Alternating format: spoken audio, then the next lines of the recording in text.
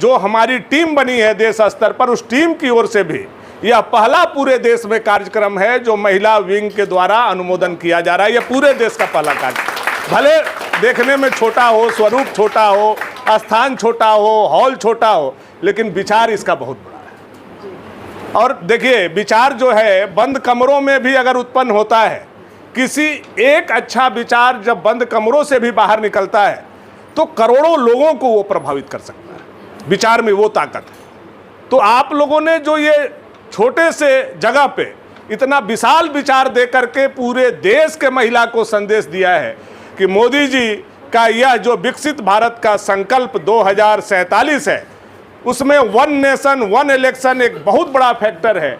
उसके साथ हमारे पलामू की बेटियां और बहुएं भी साथ खड़ी हैं। इसके लिए मैं आप सभी लोगों को आभार प्रकट करता हूं, धन्यवाद देता हूं। नहीं, 2025 का पलामू है और बदल चुका है, जो केवल आज पेट के लिए नहीं बल्कि राष्ट्र के लिए भी सोचता है। पहले लोग यही समझते थे कि पलामू केवल पेट का बात करता है, लेकिन आज पलामू की बहनों ने अपनी बातों को रख करके यह बताने का काम किया कि हम केवल पेट के लिए नहीं, पलामू की बहनें पेट के लिए नहीं बल्कि राष्ट्र के लिए भी सोचती हैं। इसके लिए मैं अपनी बहनों को और अपनी नारी शक्ति को बहुत सम्मानपूर्वक, श्रद्धापूर्वक आपका आभार प्रकट करना चाहता हूँ। कुछ बहनों ने तो ऐसा विषय को रखा है कि उनकी बातों को, उनके उदाहरण को बड़े ही साधारण तरीका से अगर गांव के लोगों को भी हम लोग समझाने का प्रयास करें तो मुझे लगता है कि गांव के बिना पढ़े लिखे लोग भी वन नेशन वन इलेक्शन के पक्ष में मजबूती से खड़ा होंगे। उनका ये खुद का दिमाग का उपज है, ऐसा नहीं है कि वो कहीं से पढ़ करके आई हैं या बहुत पहले से वन नेशन वन इलेक्शन पर बहुत बड़ा डिबेट हुआ है जहां से कोई चीज कोट उन्होंने चुरा करके लाया है और यहां बोल रहे हैं।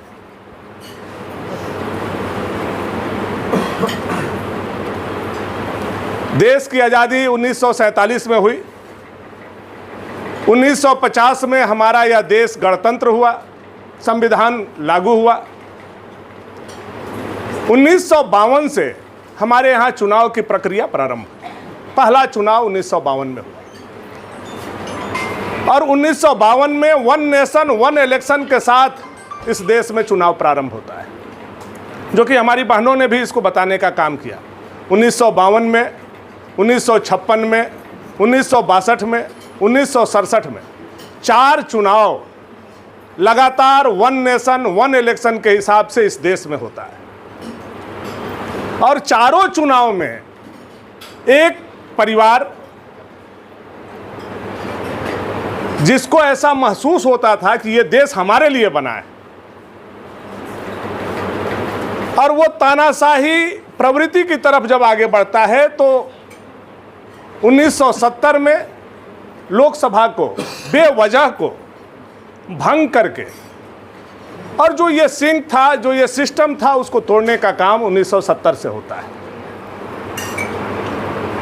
उसके बाद भी चाहे हमारे देश के नीति आयोग हो, चाहे हमारे देश के चुनाव आयोग हो, कई बार यह प्रस्ताव भारत सरकार को देने का काम किया कि वन नेशन वन इलेक्शन होने से हमारे राष्ट्र को कई मामले में कितने फायदा है। आंकड़ों के साथ, प्रस्तावना के साथ, दुनिया के तमाम जगह पर रिपोर्ट लेकर के सरकार को सौंपी गई। लेकिन ऐसी सरकार बैठी हुई थी जिन्होंने कभी भी राष्ट्र के लिए राष्ट्र प्रथम की भावना से देश को चलाने का काम नहीं किया, परिवार प्रथम की भावना से देश को चलाने का काम किया। और वही कारण था कि हमारे देश में परिवार प्रथम के नाते अलग अलग चुनाव अलग अलग राज्यों में और केंद्र में होना शुरू हो गया, और उसका खामियाजा जाने अनजाने हम आम लोगों पर बढ़ता गया बढ़ता गया बढ़ता गया। और ये सवाल भी हम लोग नहीं कर पाए खुद से, सरकार से, कि जब ये सिस्टम 1967 तक लागू था तो बीच में ये तारतम्य क्यों टूटा, आज तक कोई पूछा भी नहीं। चूंकि सबको चुनाव में मजा आता है। वही हमारी बहन बोल रही थी कोई कि नेता लोग भाषण देते देते थक जाते हैं, जनता के काम करने का जब समय आता है तब वो थक चुके होते हैं, चूंकि भाषण में उनकी एनर्जी निकल चुकी होती है। ये बात बिल्कुल सही है। नेता को भाषण देने में ही मजा आता है, लेकिन नेता को चुनता कौन है, इस बात को भी गहराई से आपको समझना हो। नेता कभी भी खुद से इस चेयर पर नहीं बैठता है।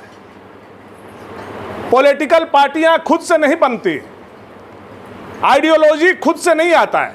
ये हमारा समाज से, हमारे लोगों से, हमारे देश के लोगों से उत्पन्न होता है।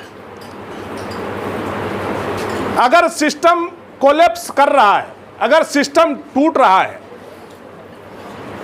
और हम देख रहे हैं और इस राष्ट्र के अच्छे नागरिक हैं, जानकार नागरिक हैं, तो हमारा फर्ज बनता है कि यह टूटता हुआ सिस्टम को कैसे जोड़ा जाए और कैसे सुचारू रूप से चलाया जाए।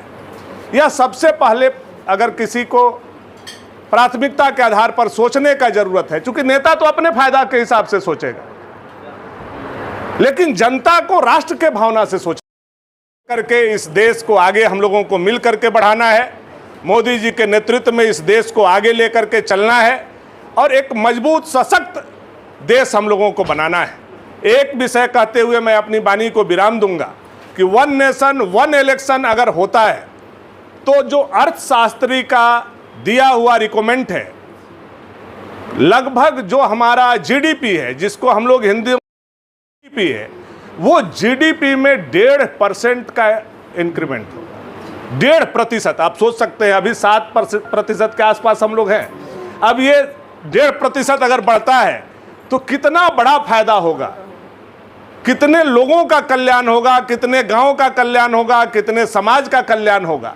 इसलिए भी जरूरी है कि हमारा जीडीपी बढ़े, हम विकसित देश बने, 1 नेशन 1 इलेक्शन एक साथ हो। और नेता लोगों के लिए भी फायदा है। जो नेता लोग समझते हैं कि हमको बहुत ज़्यादा चुनाव में फ़ायदा है, अमित भैया यहाँ बैठे हुए हैं, किसले जी बैठे हुए हैं, और हम लोग खुद भी जब चुनाव होता है, अभी दिल्ली चुनाव हो रहा था, हम लोगों को वहाँ भेज दिया जाता है। अब कोई नहीं चाहता है कि बीबी बच्चा घर परिवार छोड़ करके आप वहाँ जाइए, कोई नहीं चाहता है। सारे लोग, अभी छत्तीसगढ़ चुनाव हो रहा था, वहाँ जाना पड़ा। समझेंगे, प्रयास करेंगे, तब हम लोग इसी, चाहे वो किसी समुदाय का हो, किसी पार्टी का हो, अगर हम लोग राष्ट्र के लिए सोचेंगे तो एक ही विषय पर पहुंचेंगे कि 1 नेशन 1 इलेक्शन, एक राष्ट्र एक चुनाव, देश के हित में है। आप लोगों ने जो यह समर्थन प्रस्ताव पारित किया है, मैं पुनः एक बार आप सभी लोगों को इसके लिए अपनी ओर से बहुत बहुत धन्यवाद। सस्ता और समुचित इलाज के लिए गरीबों का रहनुमा मात्र एक हॉस्पिटल, मैया बाबू हॉस्पिटल।